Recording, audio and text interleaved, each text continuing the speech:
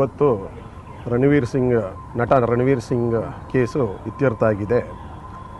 ಅವರು ಕ್ಷಮಾಪಣೆ ಕೇಳಿ ಒಂದು ಅಫಿಡವಿಟ್ ಹಾಕಿದ್ದಾರೆ. ಆ ಅಫಿಡವಿಟ್ ಮೇಲೆ ಆರ್ಗ್ಯುಮೆಂಟ್ ಆಯಿತು. ಅಫಿಡವಿಟಲ್ಲಿ ಪೇಜ್ ನಂಬರ್ 1 ಕೊನೆ ಪೇರದಲ್ಲಿ ಇಂಗ್ಲೀಷಲ್ಲಿ ಡ್ಯೂ ಕೋರ್ಸ್ ಅಂತ ಇದೆ. ಡ್ಯೂ ಕೋರ್ಸ್ ಏನೋ we will visit Chamundi temple ಅಂತ ಇದೆ. ಡ್ಯೂ ಕೋರ್ಸ್ ಅಂತಂದರೆ ಸದ್ಯದಲ್ಲಿ ಅಂತ. ಅದನ್ನು ನಾವು ಆರ್ಗ್ಯುಮೆಂಟ್ ಮಾಡ್ದೋ. ಸದ್ಯದಲ್ಲಿ ಅಂದರೆ ಏನರ್ಥ?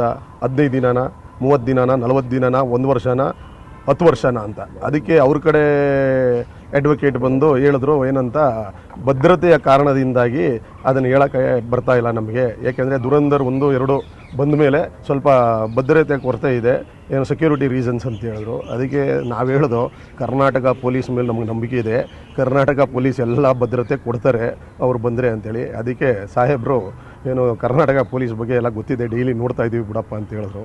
ಸರಿ, ಈಗ ಹಾಕಿದ್ದಾರೆ. ಅದರಿಂದ ಅವ್ರು ಕ್ಷಮೆ ಯಾಚನೆ ಮಾಡಿದ್ದಾರೆ. ಅವರು ಸದ್ಯದಲ್ಲೇ ಬಂದು ಅದನ್ನ ಆರ್ಡರ್ ಪಾಸ್ ಮಾಡ್ತೀನಿ ಅಂತ ಹೇಳಿದ್ದಾರೆ ಈ ಅಫಿಡವಿಟ್ ಮೇಲೆ. ಸೊ ಇಷ್ಟಾಗಿದೆ. ಮತ್ತು ಏನಪ್ಪ ಕ್ಷಮೆ ಯಾಚನೆ ಯಾಕೆ ಎಕ್ಸೆಪ್ಟ್ ಮಾಡ್ಕೊಂಡಿರೋದಾ? ಕ್ಷಮೆ ಇಲ್ಲದ ಧರ್ಮ ಯಾವುದಯ್ಯ? ಕ್ಷಮೆಯೇ ಬೇಕು ಸಕಲ ಪ್ರಾಣಿಗಳೆಲ್ಲರಲ್ಲಿ, ಪಕ್ಷಿಗಳೆಲ್ಲರಲ್ಲಿಯೂ ಕ್ಷಮೆಯೇ ಧರ್ಮದ ಮೂಲವಯ್ಯ.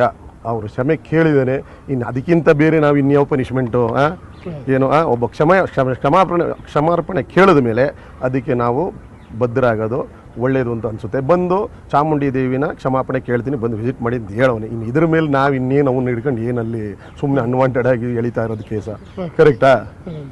ಅಷ್ಟೇ. ಕೋರ್ಟಲ್ಲಿ ಇದು ಆರ್ಡರ್ ಮಾಡ್ತಾರೆ ಅಷ್ಟೇ. ಕೇಸ್ ಇತ್ಯರ್ಥ ಆಗಿದೆ, ಆರ್ಡರ್ ಮಾಡ್ತಾರೆ.